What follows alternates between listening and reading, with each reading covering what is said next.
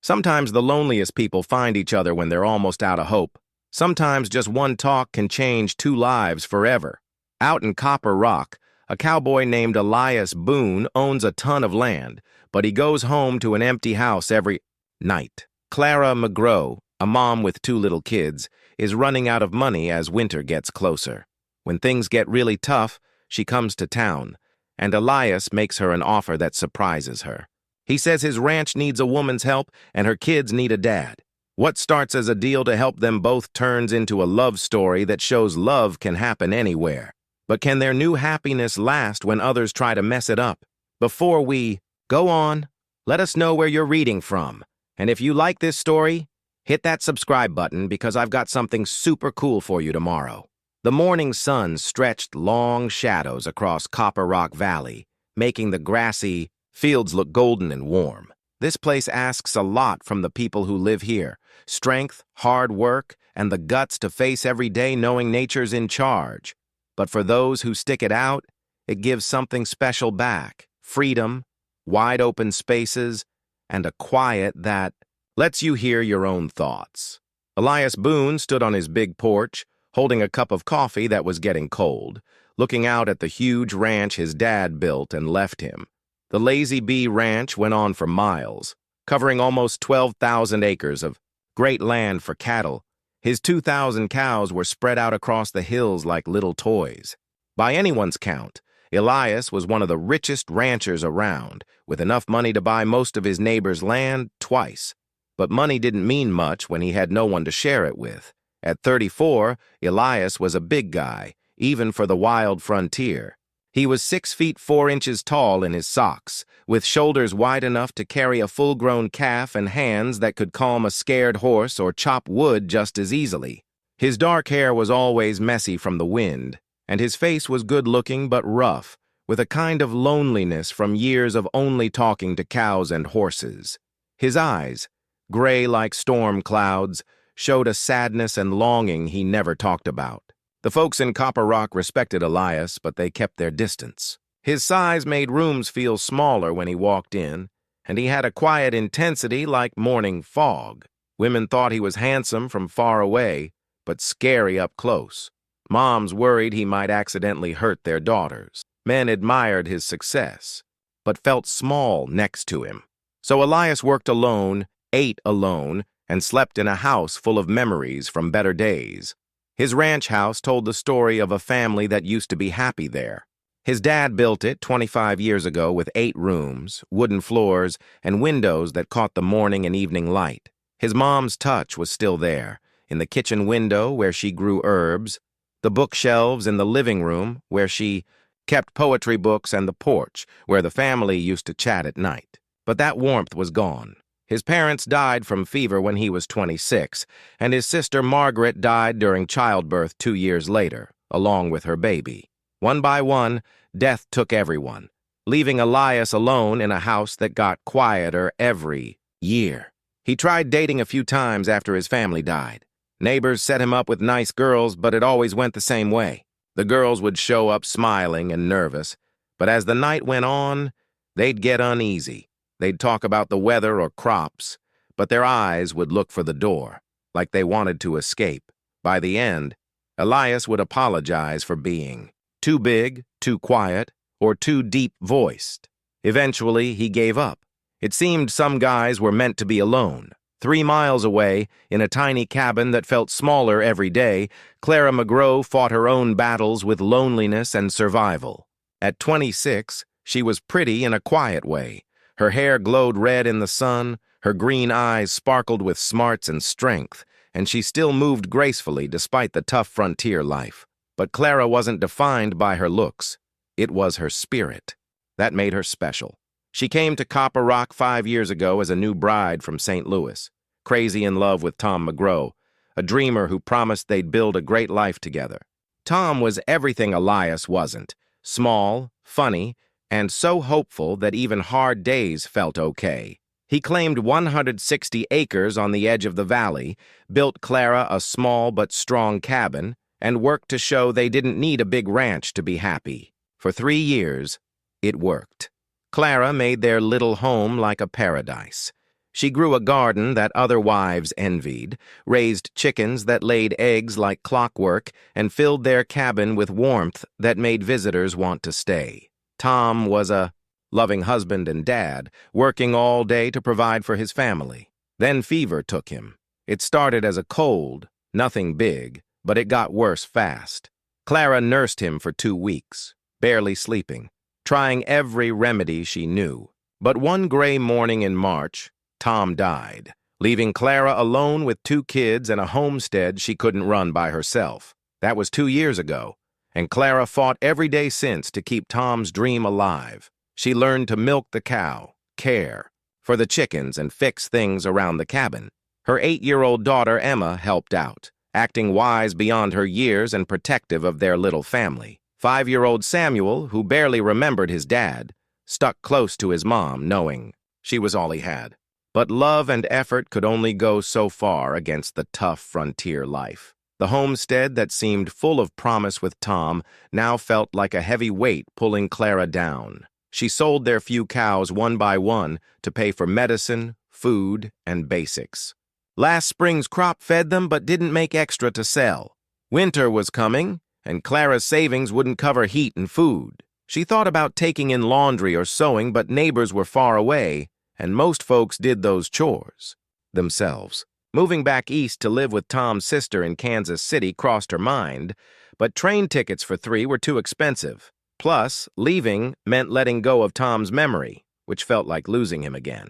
So Clara got up each morning, braided her hair, dressed Emma and Samuel in their patched but clean clothes, and stretched every dollar as far as it could go. She found joy in small things. Samuel's laugh when he found a cool bug, Emma's careful stitches as she practiced sewing, or the golden sunset on their cabin walls. But at night, when the kids slept and the quiet pressed in, Clara admitted the truth she couldn't say out loud. She was failing. No matter how hard she tried, she couldn't give her kids the life they deserved. Copper Rock was a small town where 2 dirt roads met, with weathered buildings serving ranchers for 50 miles around. Murphy's General Store was the main spot, selling everything from candy to farm tools. The Silver Dollar Saloon offered drinks and fun for cowboys, while Reverend Hamilton's church gave comfort on Sundays. Morrison's office was like a community hangout where people shared news and gossip. It was a close community where everyone knew each other's business but helped out when times were tough. They saw Clara's struggles and offered small things, a jar of jam, watching the kids. But frontier rules meant help had to be quiet and short. Too much charity could hurt someone's pride, and pride was often all a frontier family had left. The night that changed everything started like any other. Clara spent the day going over her money, trying to make her last dollars cover winter needs. The numbers always came up short. When Samuel got cranky from hunger and Emma's worried, looks got too much, Clara decided to ask Murphy at the general store for credit. It went against everything she believed about standing on her own, but her kids' needs were more important than her pride. Maybe she could work off the debt or pay it back later. With her jaw set, she bundled up the kids against the evening. Chill hitched their old horse to the wagon and headed to town. The ride gave her time to practice what she'd say, to ask for help in a way that kept her dignity. She didn't know Elias Boone, battling his own loneliness, was riding into town that same night. She couldn't imagine their paths were about to cross in a way that would change their lives forever. As her wagon rolled toward Copper Rock, Clara was still thinking like a woman alone, planning a future with just her and her kids. The idea that someone else might want to join that future, someone who'd been waiting for this exact moment, hadn't crossed her mind. But the frontier had a way of surprising people, and sometimes those surprises were the best kind of gift. A foreclosure notice came on a Tuesday morning, brought by a nervous young clerk who couldn't look Clara in the eye as he handed her the envelope. She'd been expecting it, like a storm she saw coming, but it still hit her hard. 60 days. That's all she had left. Standing in her doorway, the paper shook in her hands as she read the cold words that would take her kids' only home.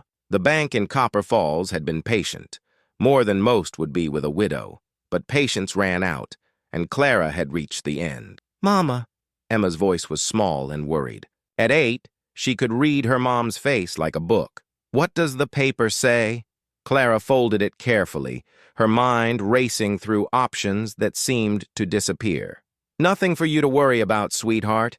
Help Samuel with his math while I think. But there wasn't much to think about. She owed the bank $347, which might as well have been $3,000. Her animals were just one old cow, a few chickens, and the horse that pulled their wagon. Selling everything wouldn't cover half the debt. The afternoon dragged on as Clara did her chores like she was in a dream. She fed the chickens, gathered eggs, helped Emma sew, and made a simple dinner of beans and cornbread. But her mind kept going, back to those 60 days. By evening, a desperate plan formed. Murphy at the store had always been kind, even giving her small bits of credit before. Maybe if she explained, he'd know of a job in town. It was a small hope, but it was all she had. Emma, I need to go to town for a bit. Can you watch Samuel? Emma nodded seriously, already reaching for the rifle Tom taught Clara to use. At 8, she was too young for such a big job, but frontier kids grew up fast. We'll be fine, Mama. Samuel and I will lock the door and wait. The ride to town let Clara practice her words, aiming for humble but proud to move Murphy's kind heart without losing all her self-respect. The sun was setting as she reached town, painting the buildings gold and red. She steered the horse toward Murphy's store, her heart pounding as she prepared for a big talk. That's when she saw him. Elias Boone stepped out from the alley by the store, looking like something from a dream, or maybe a nightmare. He was bigger than she remembered from church events, his wide shoulders blocking the last sunlight. His hat was off, showing dark hair that caught the light, and his gray eyes looked at her so intensely it took her breath away. Clara gripped the reins tighter, her horse feeling her nerves and shifting.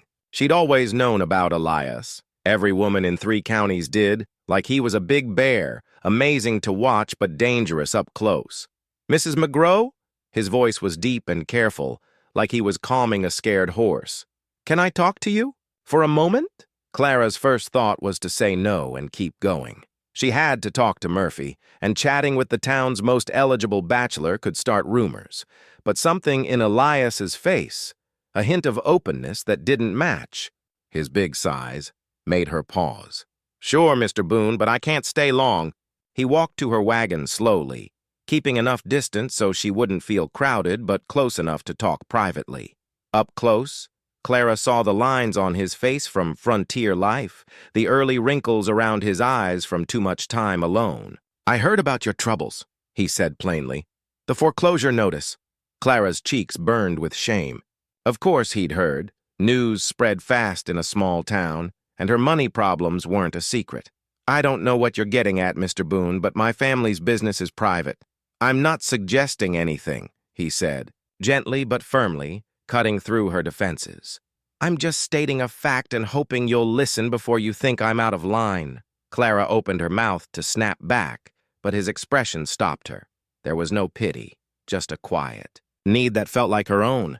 I've been thinking about this for weeks, Elias went on, twisting his hat nervously. About what I'm going to say. I know it'll sound odd and you can tell me to mind my own business, but I hope you won't. Not right away. Mr. Boone, I really don't think my ranch needs a woman's touch. The words came out fast, like he'd been holding them in too long. Your kids need a dad. Clara's breath stopped. She hadn't expected this at all. Excuse me? I'm not talking about love, Elias said quickly, his face red with embarrassment. I know what you had with Tom was special. I mean a practical deal. A partnership. Clara stared, her mind trying to catch up. Mr. Boone, are you asking me to marry you? I guess I am. He stood taller, like saying it gave him courage. I know it's weird from someone you barely know, but please hear me out. Clara's first urge was to say no, shocked by the idea, but the foreclosure notice was in her pocket, and 60 days felt like no time at all.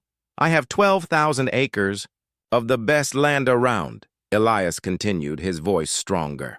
A house with 8 rooms that's been empty too long. Enough cows so we'd never need anything, and He paused, gathering himself. I'm tired of eating alone and hearing just my own breathing at night. And you think marrying a stranger fixes that? Not a stranger, Elias said softly. A woman I've watched for 2 years. A woman who's raised 2 great kids and kept her pride despite everything. A woman who deserves better than losing her home because she lost her husband too soon. Clara felt tears sting her eyes, but blinked them back. Mr. Boone, I appreciate your concern, but I couldn't accept. It wouldn't be fair to you. Let me worry about what's fair to me, Elias said firmly. I'm not asking you to love me, Mrs. McGraw.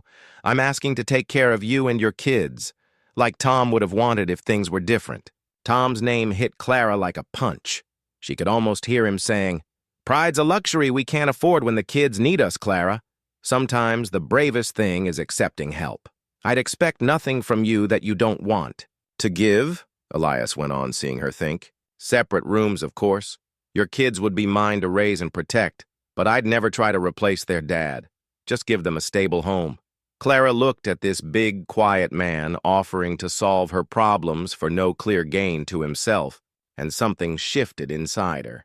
It wasn't love. That belonged to Tom, but it was warmer than gratitude and stronger than desperation. Why? She asked finally. Why offer this to someone you hardly know? Elias was quiet for a moment, his gray eyes far away.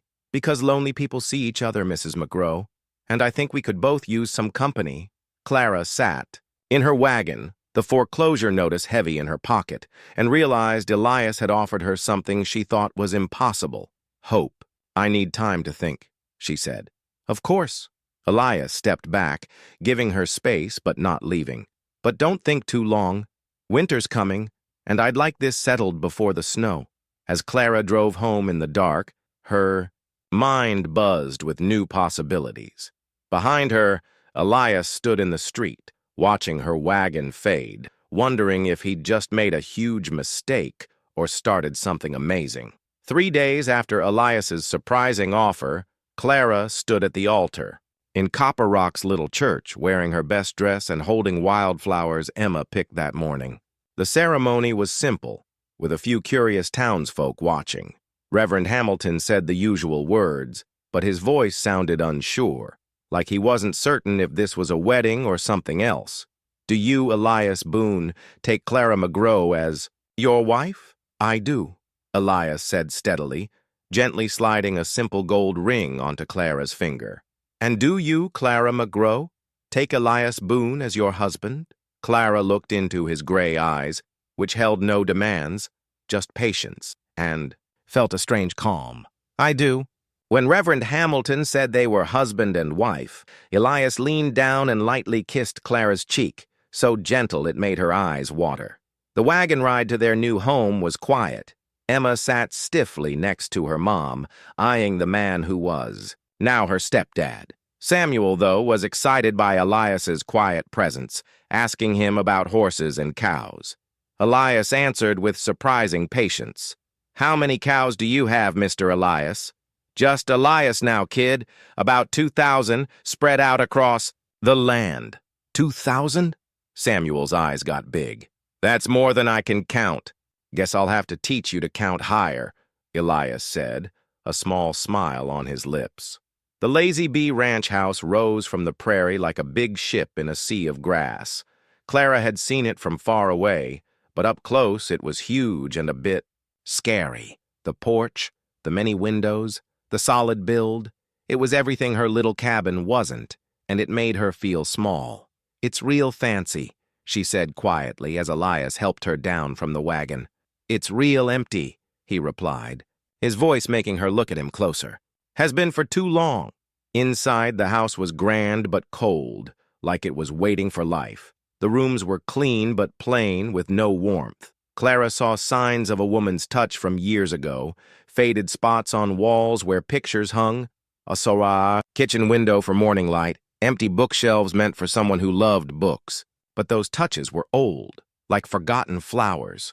The kids can have the 2 rooms upstairs at the end, Elias said, carrying their few things easily. They're smaller but get good light. And me? Clara asked. He paused at the stairs, suddenly shy. I got a room ready across from mine. It's got its own washstand and space for your stuff. Clara nodded, touched by his thoughtfulness, even as the weirdness of being married to a near stranger settled in. She knew so little about him beyond his kindness and loneliness. The first few days were polite, but awkward. Clara got up early to make breakfast, amazed at the real coffee, eggs from a big hen house, and bacon from their smokehouse. Elias came at 6, nodded thanks, ate quietly, and went to work on his herds. Emma stayed cautious, helping her mom, but keeping Elias at a distance. She'd lost one dad and wasn't ready to trust another, especially one so big and quiet. Samuel, though, took to ranch life fast. Within days, he followed Elias everywhere, excited by everything. He'd missed having a man around, and Elias seemed happy to help. "Can I help with the horses, Elias? Can you carry a bucket without spilling?" "I think so." "Then you can help." Clara watched from the kitchen window, her mom's recipe box open on the counter. It had cards for everything from pot roast to cookies. She was working through them, trying to make Elias's plain kitchen feel like home. The house started to change with her there. She cleaned windows until they shone, showing details like carved door frames and empty china cabinets. In the living room, she found a piano bench but no piano, making her wonder where it went. Everywhere, she saw signs of a family that used to fill the house with life. She started to see why Elias moved through his home like a guest. "You don't have to do all this," he said one evening, finding her hanging curtains she'd sewn from old fabric. "I'm thankful, but you don't need to earn your place." Clara paused, looking at him in the lamplight. "I'm not earning anything, Elias. I'm making a home for my kids. Our kids. Emma and Samuel need to feel they belong, not like visitors who might have to leave." His face softened, his eyes looking younger. "They belong here," he said quietly. "You all do. This place has been waiting for you longer than you know." That night, as Clara tucked Samuel into his new bed, he looked up, excited. "Mama, does Elias like us?" "I think he does, sweetheart." "Why?" "He's going to teach me to ride tomorrow and said when I'm good I can help with the cows." "That's important, right?" "Very important," Clara agreed, smoothing his hair. In Emma's room, she found her daughter by the window, staring at the huge prairie. "It's so big," Emma said. "Everything here is big. Does that scare you?" "Not exactly, but it makes me feel small. And I don't know if Elias really wants us or just feels sorry for us." Clara sat on the bed, choosing her words. "I think Elias is lonely, Emma. He's been lonely a long time, and having us here makes him less alone. That's not pity. Do you like him, Mama?" Clara paused. Did she like Elias? She barely knew him, but she respected how gentle he was with the kids and how he cared for her feelings without asking for anything. "I think I'm starting to," she said. "He's a good man, different from your dad, but good in his own way." Emma nodded. "Okay for now. I guess we'll find out." As Clara went to her room, she thought about Emma's words. They'd learn about Elias, about themselves, and if 4 strangers could become a family. It was a risk, but everything on the frontier was. At least now they had a house to take that risk in, and a man who seemed to want them to win.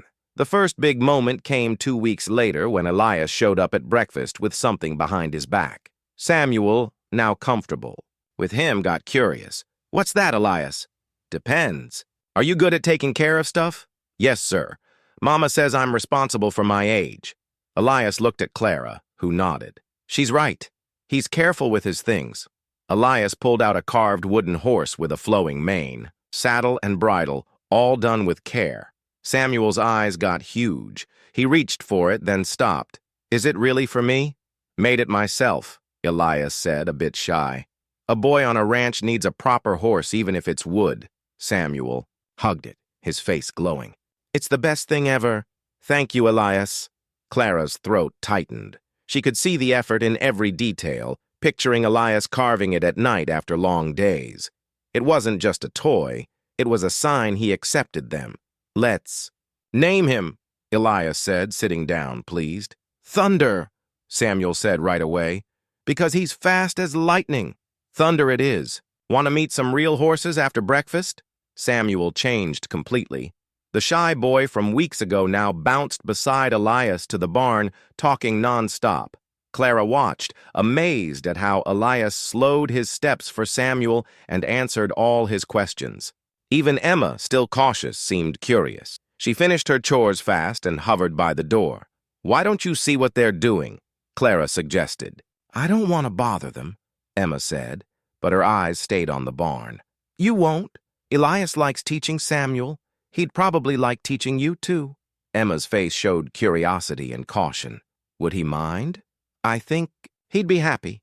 20 minutes later, Clara saw all three in the corral, leading a gentle horse while Emma and Samuel took turns riding, their faces bright with excitement. The sight stirred something deep in Clara, something she wasn't ready to name. That afternoon, she heard Elias's voice from the living room, reading to the kids. Curious, she peeked around the corner. Elias sat in a small chair, a book on his lap. Samuel was curled up on the floor, his wooden horse nearby. Emma sat on the couch, keeping her distance but listening closely. The prince knew he had to be brave, Elias read, not because he wasn't scared, but because the people he loved needed him. "That's like you," Samuel said. "You're brave because you take care of us." Elias paused, touched by Samuel's words. "I'm not that brave, son. I just do what needs doing." "That's what brave is," Emma said softly, speaking to Elias for maybe the first time. "Mama says brave is doing the right thing even when you're scared." Elias gave Emma a kind look that made Clara's heart skip. "Your mama's a smart woman." "She is," Emma agreed, then shyly added, "Would you like to hear her read sometime? She does voices for the characters." "I'd love that." That night, as Clara tucked the kids in, she thought about the day's small miracles. Samuel's love for Elias was expected. He needed a dad. But Emma's slow trust was bigger. She guarded her heart after losing her dad, so her warming to Elias meant something special was happening. "Mama," Samuel said sleepily, "was Elias lonely before us?" "I think so, sweetheart. Why?" "His eyes used to look sad, but not anymore." Clara kissed his forehead, amazed at his insight. Kids saw things adults missed. In Emma's room, she found her daughter arranging her treasures. A photo of Tom, her grandma's locket, and now, wildflowers. "Those are pretty," Clara said. "Where'd they come from?" "Elias picked them," Emma admitted. "When we were with the horses, he said they matched my eyes." Clara's breath caught. "Papa used to pick flowers for me, too." This was the first time Emma mentioned her dad without sadness, comparing Elias to him without it feeling wrong. "He did. Your dad loved you so much." "I know. And maybe Elias could love us too, if we let him." Clara sat on the bed, amazed by her daughter's wisdom. "Would you like that?" "I think so. He's not Papa, but he could be something good." After the kids slept, Clara found Elias at the kitchen table, oiling leather tack with careful hands. This was how he spent evenings before they came, alone with small tasks. "Thank you," she said, sitting across from him. "For what? The horse, the reading, how you are with the kids. You didn't have to." "Yes, I did," he said firmly. "They're my kids now, Clara, not by blood, but by choice. Kids need to know they're important." "Is that what you needed growing up?" Elias paused, still working the leather. "My dad was good, but didn't show love much. He thought hard work was the best gift. Maybe he was right, but sometimes I'd have traded it all to know he was proud of me." "I'm sure he was." "Maybe, but Emma and Samuel won't wonder. They'll know." Clara felt warmth in her chest, not just gratitude, but recognition. This man, who carved toys and read stories, was the dad her kids deserved, and maybe the husband she was starting to want. 6 weeks into their deal, Clara realized it was becoming something more. It showed in small ways.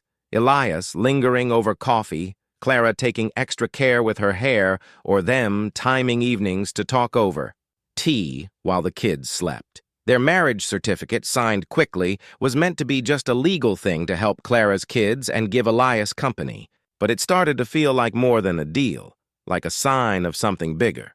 One day, Clara was hanging laundry when she heard yelling from town. The wind carried angry voices like trouble was coming. Emma appeared, worried. "Mama, what's the shouting?" Before Clara could answer, Elias rode up fast, dust flying, looking tense. He jumped off his horse and strode to her. "There's talk in town," he said. "About us. Our marriage." Clara stopped pinning a sheet. "What kind of talk?" "The kind that questions a woman's honor and a man's reasons." Elias's jaw was tight with anger. "Some folks think our deal is wrong." Clara's heart sank. She knew people would judge their quick marriage. "What did you say?" "I said Clara Boone is my wife in every way that matters, and anyone who says different can deal with me." Hearing her married name in his protective voice made it feel real. "Elias, you don't have to." "Yes, I do." He stepped closer, eyes intense. "You're my wife, Clara. These kids are mine to protect, and I won't let gossips make you feel ashamed of what we've built." Emma, listening, spoke up. "What did they say about Mama?" Clara tried to brush it off, but Elias knelt. To Emma's level, his face kind. "Some people don't get that families can form in different ways, sweetheart. They think our fast marriage means something bad. But that's silly." "It is," Emma said firmly. "We needed a dad, and you needed a family. What's wrong with that?" "Nothing," Elias agreed. "And I told Mr. Hendricks that when he said your mom married me for money." Clara gasped. "Herbert Hendricks said that?" "Among other things," Elias said, his face hard. "He thought I was being used by a tricky widow." The words hurt Clara deeply. To have her choice to save her kids twisted into something greedy was too much. "I should talk to him," she said, shaking with anger. "No, you shouldn't." Elias stood tall, looking scary for the first time. "Hendricks got what he deserved. If he's smart, he'll keep quiet now." "What did you tell him?" "The truth, that I'm the luckiest guy around to have a woman who made my empty house a home. Anyone who can't see that doesn't deserve my respect." Clara's eyes filled with tears, not sad, but full of gratitude and something close to love. That night, after the kids were in bed, Clara looked at their marriage certificate on the wall. Elias had hung it there to show everyone they were a real family. "Having second thoughts?" Elias asked from the doorway, his face calm but eyes worried. "About what?" "About marrying a guy who starts gossip just by showing up in town." Clara saw the fear in his eyes, that the town's judgment might push her away. "My only second thoughts," she said softly, "are about whether I deserve a man who stood up for me like you did today." His face showed surprise, then warmth. "Clara, I mean it." I faced him, her heart pounding with honesty. "When I said yes, I thought I was getting a house and safety for my kids. I didn't expect a husband who'd fight for my honor. Any good man would." "No," Clara said firmly. "A good man might defend his wife's name, but you defended me. There's a difference." Elias was quiet, searching her face. "What are you saying, Clara?" "I'm saying this deal isn't feeling like a deal anymore, at least to me." The words hung between them, full of risk and hope. Clara had stepped into something scarier but more exciting than their practical plan. "It stopped being a deal for me the day I saw you braid Emma's hair," Elias said softly. "She sat so still, and you were humming. It was simple, but it made this house a home for the first time since my mom died." Clara's breath caught. "Elias, we said this was just practical. I know you married me to save your kids, not for a husband, but I started hoping you might want both." The confession was like a bridge they were scared to cross. Clara looked at this kind man who gave everything and asked for nothing, and her guarded heart opened a bit more. "I'm scared," she whispered, "of caring too much. Losing Tom almost broke me. I don't know if I can handle that pain again." Elias stepped closer, giving her time to pull away. When she didn't, he gently held her face in his big hands. "I can't promise you won't lose me," he said softly. "Life's too uncertain, but I promise to spend every day making you glad you took a chance on a lonely rancher who needed you more than anything." Clara leaned into his touch, feeling safe in his strong hands. "The kids love you already, I think, and I love them more than I thought possible. They're not the only ones," Clara whispered, the words coming from deep inside. Elias froze, like he couldn't believe it. Then his thumbs brushed her cheeks, his eyes soft. "Clara Boone," he murmured, "you keep surprising me." When he kissed her, not the light peck from their wedding, but a real kiss, Clara met him halfway, her arms around his neck, learning some risks were worth taking. They were interrupted by small footsteps. Samuel stood in the doorway, rubbing his eyes. I had a bad dream. Can I sleep with you and Mama Elias? Clara blushed, but Elias scooped him up. How about I sit with you in your room till the dreams go away? Will you tell me a story? I think I can do that. As Elias carried Samuel upstairs, the boy chattered about horses. Clara watched, her heart so full it might burst. This was more than she'd hoped for. Not just safety, but real love that included all of them. Later, alone in her room, Clara looked in the mirror and saw a new woman. Not the scared widow, but someone glowing with happiness. Tomorrow would bring challenges, gossip would linger, and some would question their family. But tonight, Clara Boone fell asleep smiling, starting to believe some fairy tales come true. Their relationship changed quietly but clearly. Instead of careful politeness, there were small touches. Elias's hand on Clara's shoulder, her fingers, brushing his when passing coffee. The kids noticed, happy about the warmth between their parents. Emma brought Clara a bundle of letters. I found these in the trunk in my room, she said, holding out papers tied with a faded ribbon. They're Papa's letters to you, right? Clara recognized Tom's handwriting, thought lost when they left the cabin. Finding them felt like a message from him. Where were they? In that old star quilt at the bottom of the trunk, Clara's mom's wedding quilt. She must have packed them there in her grief. Holding them now, she felt the past and future collide. Want me to leave you alone to read them? Emma asked kindly. No, stay. These are part of our family's story, yours and Samuel's too. They sat in the living room, sunlight streaming through clean windows.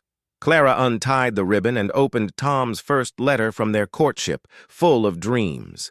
My dearest Clara, it began, I count the days till you're my wife, and we're in our little paradise. The cabin's small, but with your touch it'll be a home I can't wait to come back to. I promise to love and protect you, and earn your heart. Clara's eyes teared up, but not just with sadness. These words were from a young man full of love, to a young Clara untested by hardship. The woman reading now was stronger, shaped by loss, but not broken. He loved you so much, Emma said quietly. He did, and I loved him. But love doesn't run out, sweetheart. The heart has room for more. Emma thought about it. So you can love Papa and still love Elias? Yes, in different ways. But yes. Good, Emma said, relieved. Because I think Elias loves us, and it'd be sad if you couldn't love him back because of Papa. Clara hugged her, amazed at her wisdom. When did you get so smart? I've been thinking about families and love and how things change. Papa would want us to be happy, even if it means loving someone new. That evening, with Elias and the kids checking a fence, Clara had rare quiet time. She read Tom's letters, remembering the girl she was and the dreams they had. The last letter, written when Tom was sick, showed his strength for her. Clara folded them, tied the ribbon, and put them in her cedar chest, not hidden but honored, no longer ruling her heart. When she heard horses, she watched her family return, Elias helping Samuel down, ruffling his hair, Emma sliding off her, horse with confidence. They looked like any ranch family. Elias saw her in the window and waved, a small gesture that felt like home. At dinner, Samuel shared their adventure. Elias showed me how to check fence posts, and Emma found a bird's nest with 3 eggs, and we saw deer by the creek. Sounds like a big day, Clara said, serving stew she'd worked hard on. Can we go again tomorrow? Samuel asked. We'll see, Elias said. Tomorrow's church, but maybe after if your mom doesn't need help. Clara felt nervous about church, their first time since the wedding. People would watch, judging their marriage. You worried about facing folks? Elias asked, reading her face. A little, Clara admitted, but not enough to hide. We've got nothing to be ashamed of. No, we don't. Elias squeezed her hand. And anyone who says different answers to me. That night, Clara found Elias on the porch swing he'd built, under a starry prairie sky. I read Tom's letters today, she said. Elias went still. And I realized I'm not the same woman who got them. That Clara was young, looking for someone to build a life with. The Clara who married you had lost a life and was scared to try again. Clara, I'm not, I'm not done. I love Tom with a girl's heart that thought love meant no fear. I love you with a woman's heart that knows love means being brave enough to be scared and stay anyway. His kiss was deep and sure, full of promise for a future they chose together. When they parted, Elias rested his forehead against hers. I love you too, Clara Boone, more than I thought I could love anyone, even with all the complications, especially because of them. They make us a family. Under the vast sky, Clara felt her heart's walls fall. She'd found home, not just in the house or land, but with Elias, who loved her at her pace and cherished her kids like his own. It was enough, more than enough. It was everything. Trouble came on a Tuesday morning with a man in a fancy suit who looked out of place at the ranch. Harrison Blackwood had a city look but cold, sneaky eyes like a wolf. Clara answered the door, flour on her hands from baking, expecting a salesman. Instead, this stranger made her nervous. Mrs. Boone, I'm Harrison Blackwood. We have business to talk about. I don't think so. If it's about the ranch, my husband's with the cows till evening. Blackwood's smile was fake. I'm here for you. About your old homestead. Clara's blood went cold. I don't own it anymore. The bank took it. That's where it gets interesting. He pulled out a folder and spread papers. On the porch rail, maps, surveys, reports. Your old land has a huge silver vein, worth maybe $50,000 over 5 years. Clara stared, her mind spinning. $50,000 was a fortune, enough to secure her kids' future and live comfortably. If it's so valuable, why tell me? Blackwood's face turned fake kind. Because I think you were tricked into losing that land. The bank knew about the silver when they foreclosed, and a certain rich rancher was asking about buying land in that area. The hint hit Clara hard. You're saying, Elias, I'm saying your husband saw a chance and took it. Your foreclosure, his quick proposal, the fast marriage, it adds up, doesn't it? Clara felt dizzy. The papers fluttered in the wind, their official look clashing with her simple life with Elias. You're wrong, she said, but her voice wavered. Elias wouldn't know about the silver. Blackwood packed the papers slowly. Are you sure? A man like him doesn't get rich without knowing things. The survey was done 6 months before your foreclosure. Anyone with connections could have seen it. Clara's mind raced, trying to recall the events before their marriage. Had Elias seemed too ready with answers? Even if it's true, she said stronger. It doesn't matter. I lost the land fair and square. I couldn't pay the debt. But that's where you're wrong. Blackwood's smile grew. I found issues in how the bank handled your foreclosure, mistakes that could be fought in court. He leaned closer. I'll pay to fight the bank, and we split the silver 50-50. You could leave this marriage with enough for your kids. What do you really want, Mr. Blackwood? I beg your pardon? Nobody splits $50,000 with a stranger for no reason. What's your real goal? Blackwood's cool act slipped a bit. Fine. I want the silver, but I also want justice. A woman shouldn't be tricked by a man pretending to save her while using her. And you care about justice because I have business here that'd do better if Elias Boone wasn't so powerful. He controls too much land. Now Clara saw the truth. This wasn't about her or her kids. It was about power and money. But Blackwood's words still stung. I need time to think. Don't take too long, legal stuff moves fast.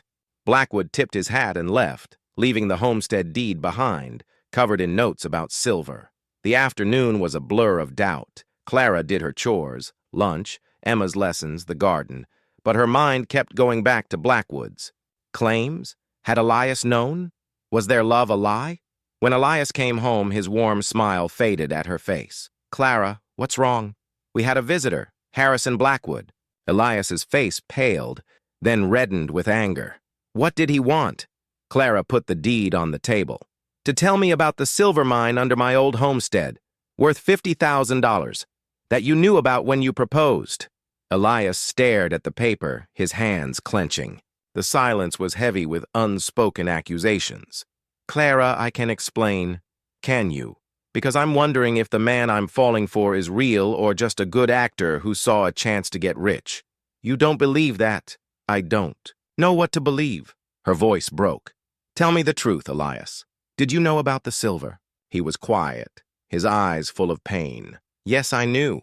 The words hit Clara like a rock. Everything she thought about their love fell apart. Get out, she said softly. Clara, please, get out of my kitchen. I can't look at you. As Elias walked to the barn, Clara sank into a chair, her face in her hands. Upstairs, Emma and Samuel got ready for bed, unaware their world was breaking. The deed sat on the table like proof of a crime, its numbers reminding her that everything came down to money and land. For the second time, Clara felt utterly alone, wondering if she ever knew the man she married. She spent the night alone, staring at the ceiling, rethinking every moment with Elias for signs of lies. She heard him moving in his room, once nearing her door but not knocking. Morning came cold and gray, with a wind that promised winter. Clara moved through breakfast like a robot, her heart breaking again.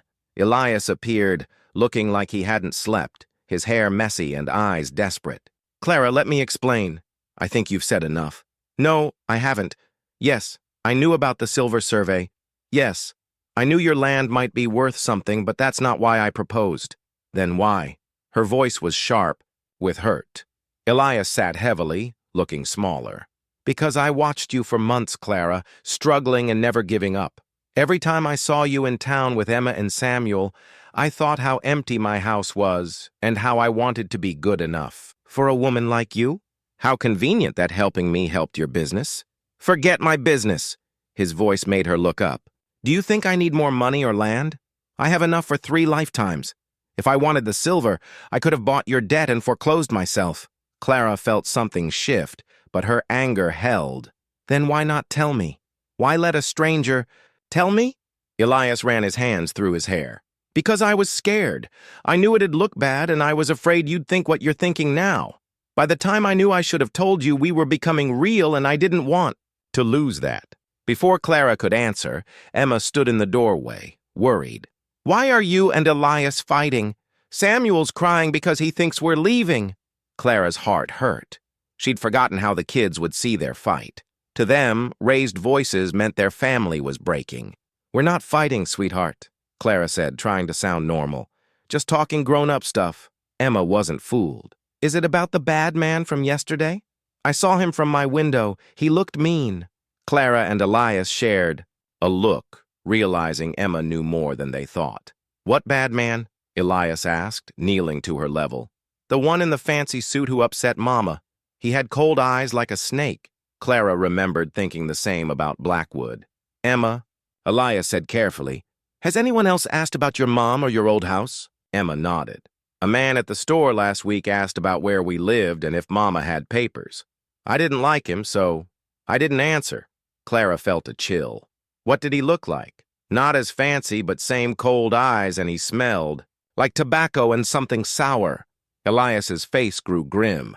Clara, we need to really talk about what Blackwood wants and why he cares about you.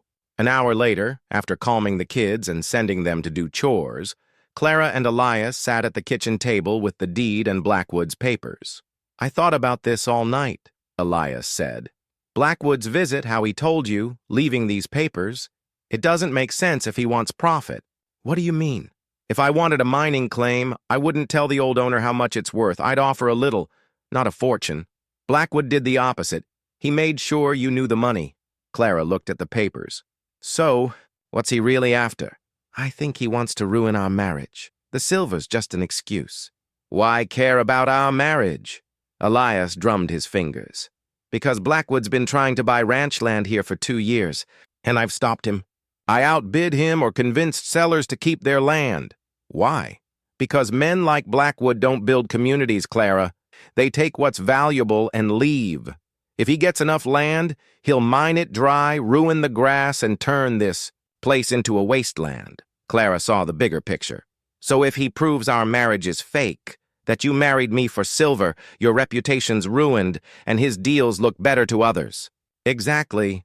And hurting us is just a bonus for him. Elias leaned forward.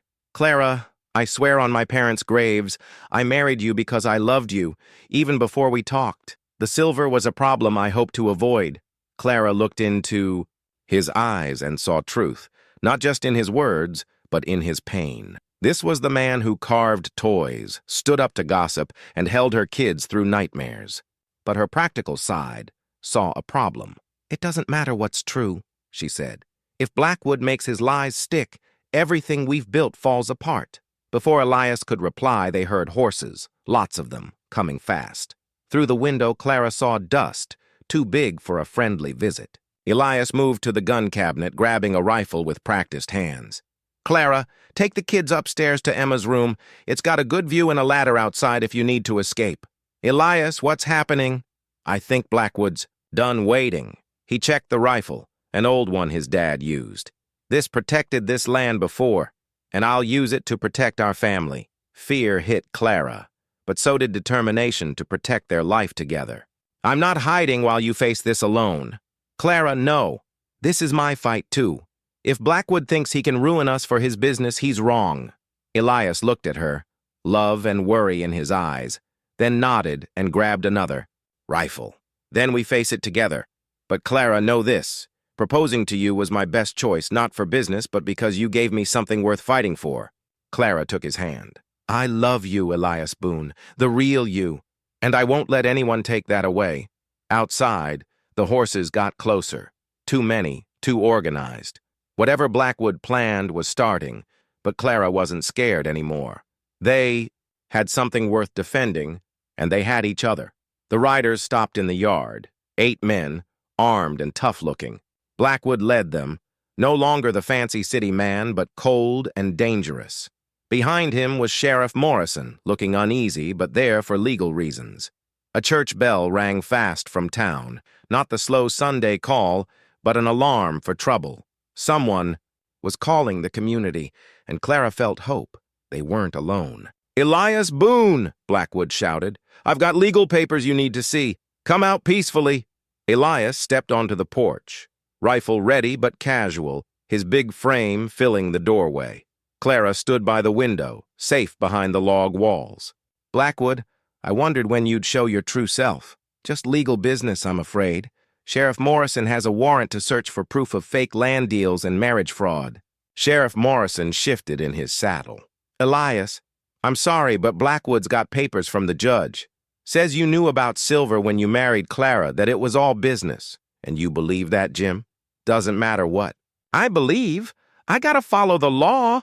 The bell kept ringing, and Clara saw dust clouds, people coming from all directions. The community was answering the call.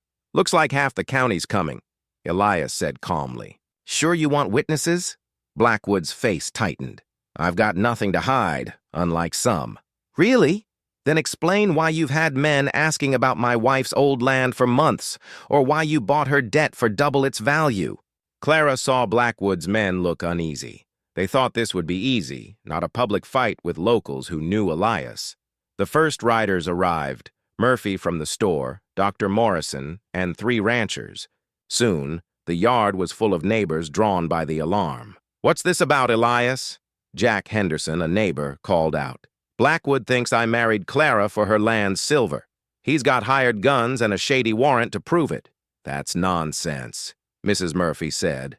"Anyone can see you two were meant to be from the start." The crowd agreed, and Clara felt grateful for these people standing up for their family. Blackwood saw his plan failing. "This is legal, not a social. Clear out while the sheriff does his job." "This is my land," Elias said. "And these are my neighbors. They can stay." Clara saw Emma's face at the upstairs window, then Samuel moving behind the curtains. They'd come down despite her orders. Clara decided she wouldn't hide while others fought. For her family. She stepped onto the porch beside Elias, and the yard quieted, all eyes on her. "Mr. Blackwood," she called, voice steady. "You want to talk business? Let's do it here now with everyone." Blackwood's eyes narrowed. "Mrs. Boone, this isn't the place. It's the perfect place. These people are my community. They deserve the truth." The crowd moved closer, feeling something big was coming. Clara felt their support like a warm hug, giving her strength for this huge moment. She heard the door open and small feet. Emma and Samuel joined them. Clara felt pride in their bravery, even as she worried. The fight for their family was starting. Emma's hand slipped into Clara's, and Samuel pressed against her. Their presence gave her courage, even as it raised the stakes. The whole town seemed in their yard, faces from church and meetings, waiting for her words. "Mr. Blackwood says my husband married me for silver on my old land," Clara began. "He says our marriage is fake, that I was tricked, and Elias used my desperation." The crowd muttered, doubting Blackwood. They'd seen Clara's struggles and the real love growing with Elias. "The truth is simpler and trickier than he wants you to think." Clara held up the deed. "Yes, my old land has silver. Yes, Elias knew about it when he proposed.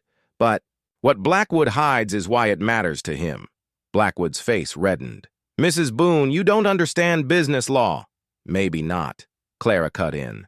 "But I know when someone's trying to fool me." She faced the crowd. "Blackwood's been trying to buy land here for 2 years. Elias stopped him, protecting our community from outsiders who'd ruin it." "That's absurd," Blackwood said. "Is it? Then explain why you had men question my kids about our old land, or why you paid double for my debt instead of just buying the silver rights." The crowd grew restless, siding with Clara. Blackwood's men looked nervous. "The truth is," Clara went on, "Blackwood needs our marriage to look fake for his plans. If he ruins Elias's reputation, other ranchers might sell to him." "This is nonsense," Blackwood snapped. "Sheriff, do your job." But Sheriff Morrison looked doubtful. "Harrison, Clara's making serious claims. Maybe we should listen." Emma squeezed Clara's hand, giving her strength.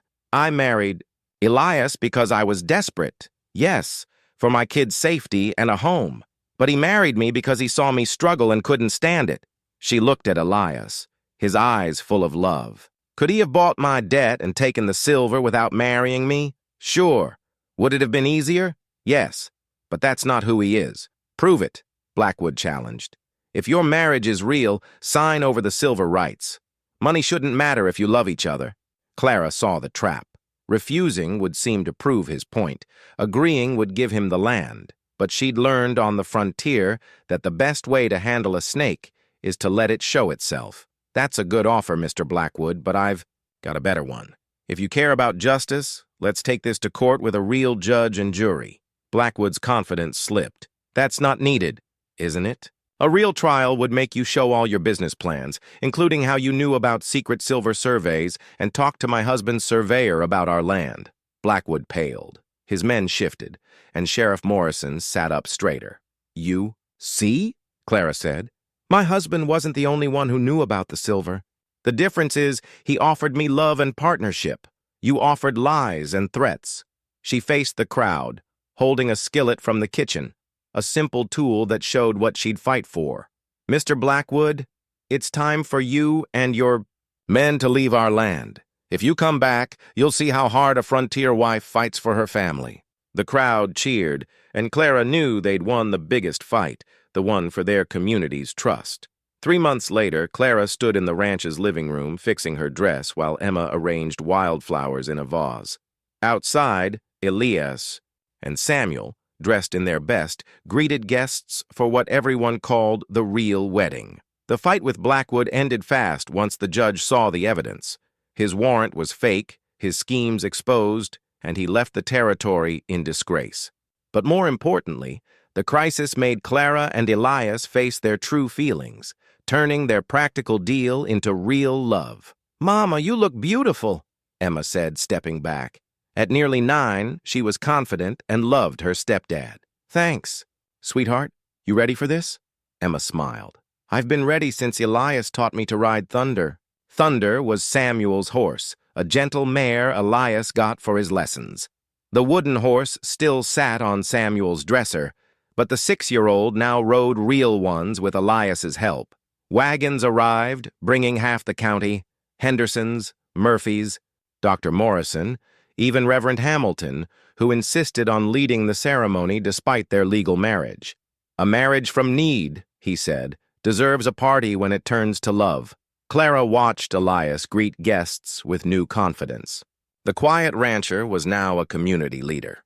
"Mrs. Boone," Samuel called, hair slicked down, face excited. "Papa says it's time." "Papa," Samuel started calling Elias that a month after the Blackwood fight, bringing Elias to tears with a child's love. They walked to the porch, where the community gathered around Reverend Hamilton. "Dearly beloved," he began, "we're here not to start a marriage, but to celebrate its change from need to love." Clara looked at Elias, tall and handsome, his gray eyes promising years of shared dreams. "Do you, Elias Boone, promise to love and cherish Clara, not just as your kid's mom, but as the woman who brought joy back to your life?" "I do," Elias said, voice strong. "I promise to love her today, tomorrow, and as long as I live." "And do you, Clara Boone, promise to love and honor Elias, not just as a provider, but as the man who saw your worth when you didn't?" "I do," Clara said clearly. "I promise to love him fully, stand by him through anything, and never forget the best things often start as practical needs."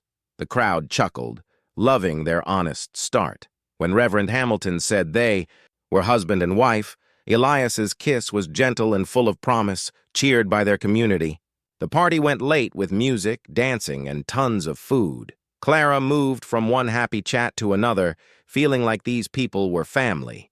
As the sun set, painting the sky gold and red, Clara stepped away to a hill behind the house, looking over the valley, their land, their home, their life. "Hiding from your party?" Elias teased, joining her. "Just taking a moment to see how far we've come." Elias wrapped his arms around her, and Clara leaned into his warmth. "Any regrets?"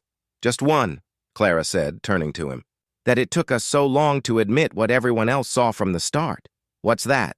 "That we were meant to be together. Sometimes the most practical choice is the most romantic." In the distance, a photographer set up to take their family picture. Emma and Samuel posed, happy and belonging. "Ready to make it official?" Elias asked. Clara looked at her husband, her real husband, and their kids, and felt whole. "I've been ready since you told a desperate widow your ranch needed a woman's touch," she said. "I just didn't know it then." Hand in hand, they walked, back to their house, family and future, a love built from need into something as big and lasting as the prairie sky. The photo captured them, people who found each other across the frontier's loneliness and learned home is the people you choose to love. Years later, Emma and Samuel would tell their kids how their parents met, not with poetry, but with honesty and need, a practical love that built a strong family and lasted forever. They'd always say the best love stories start with simple words. My ranch needs a woman's touch. Your kids need a dad. And grow into something that proves the heart, like the frontier, has endless possibilities for those brave enough to try.